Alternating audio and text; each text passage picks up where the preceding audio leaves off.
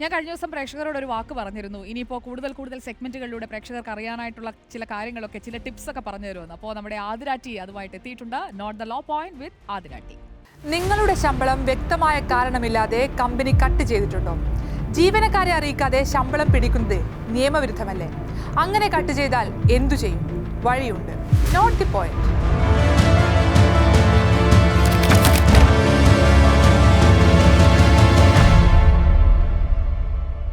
മാസാവസാനം ബാധ്യതകളുടെ നീണ്ട ലിസ്റ്റുമായി ശമ്പളത്തിനായി കാത്തിരിക്കുന്നവരല്ലേ നമ്മൾ ഭൂരിഭാഗവും. എന്നാൽ മതിയായ കാരണമില്ലാതെ നിങ്ങളുടെ ശമ്പളത്തിൽ കമ്പനി കത്തിവെക്കാറുണ്ടോ? അനുവദിച്ച ശമ്പളം കാരണം പറയാതെ കട്ട് ചെയ്യാൻ കമ്പനിക്ക് അധികാരമുണ്ടോ? Payment of wages act section 7 പ്രകാരം ചില പ്രത്യേക സാഹചര്യങ്ങളിൽ മാത്രമേ ശമ്പളം കട്ട് ചെയ്യാനുള്ള അധികാരം ഏത് കമ്പനിക്കുമുള്ളൂ. അതായത് കമ്പനിയുടെ അനുവാദമില്ലാതെ നിങ്ങൾ അവധിയെടുത്താൽ, അല്ലെങ്കിൽ ശമ്പളം മുൻകൂറായി വാങ്ങിച്ചാൽ, അതുമല്ലെങ്കിൽ കമ്പനി നിബന്ധനകൾക്കനുസരിച്ചുള്ള ടാക്സ്, PF, ESI തുടങ്ങിയ സ്റ്റാറ്റ്യൂട്ടറി ഡിഡക്ഷൻ ചെയ്യാൻ എല്ലാ കമ്പനികൾക്കും അധികാരമുണ്ട്. ഇതൊന്നുമില്ലാതെ തൊഴിലാളികളുടെ ശമ്പളം കട്ട് ചെയ്യാനുള്ള അധികാരം ഒരു കമ്പനികൾക്കുമില്ല.